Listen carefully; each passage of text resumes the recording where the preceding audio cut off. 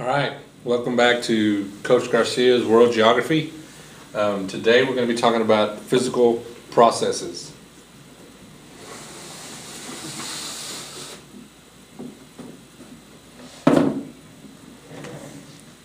One of the physical processes we'll be talking about is tectonic force.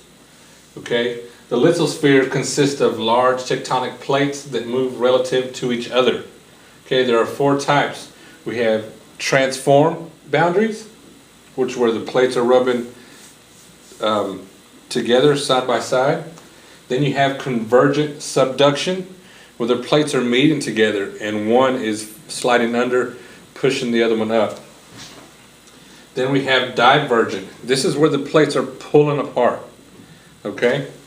And then we have convergent, where they're converging together and they're meeting. All of these affect different parts of physical geography. Transformation, a lot of earthquakes happen.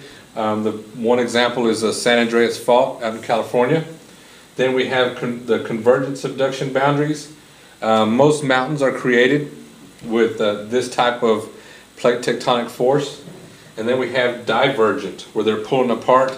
Most volcanoes are formed due to this type of tectonic movement.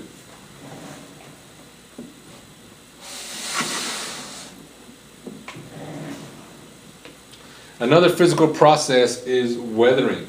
This is the breaking down of rock into smaller pieces, what we're going to call sediment. Forces that cause weathering include weather, which is the wind and rain, and freezing and thawing. In freezing and thawing, the water gets into the pores of the rock, and when it freezes, it expands and breaks up the rock, and when it thaws out, it contracts, and then the rock starts to break apart.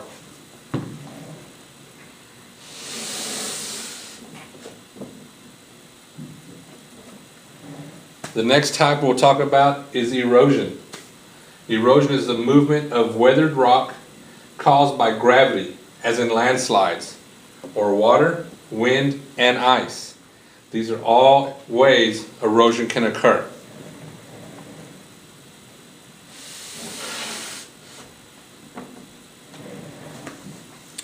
Next we have wave action. Okay? Waves can be either constructive, adding sediment, that's what constructive is for, or destructive, which is removing or eroding of sediment. Okay? A lot of y'all have been on beaches. You see the waves come in. Either they're bringing in sediment or they're taking sediment away out into the ocean. The next type is soil building. Weathering, erosion, and deposition can result in accumulation of sediment, organic matter, water, and air combined with sediment to produce soil. And when this soil is produced, it produces in a way that it can support life. It can support plant life, which creates more land.